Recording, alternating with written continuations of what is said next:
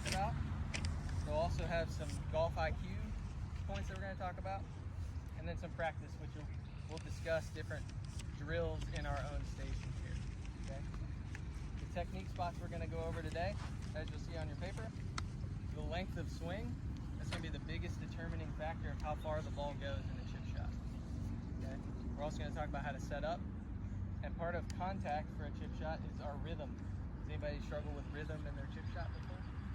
I know I do all the time. I get a little too quick in my chip shot. So establishing some kind of rhythm that you can repeat is going to be different for everybody. So that's a spot we're going to touch on today. And then the club.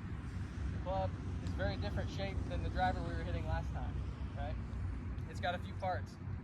The face is lofted, and you've got several of them. So we're going to determine which club to hit in which scenario based on the loft.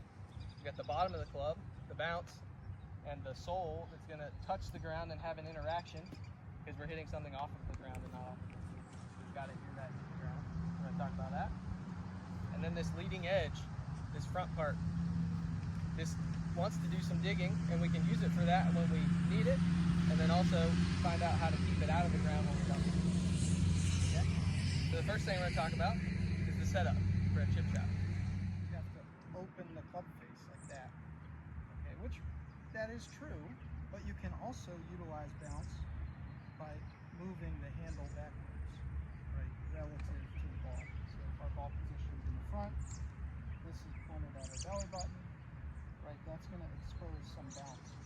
It's also not going to manipulate the club face angle, so you won't have to adjust your swing. Right, so there are a couple different ways that we can utilize the wedge to improve our performance. And how we set up really influences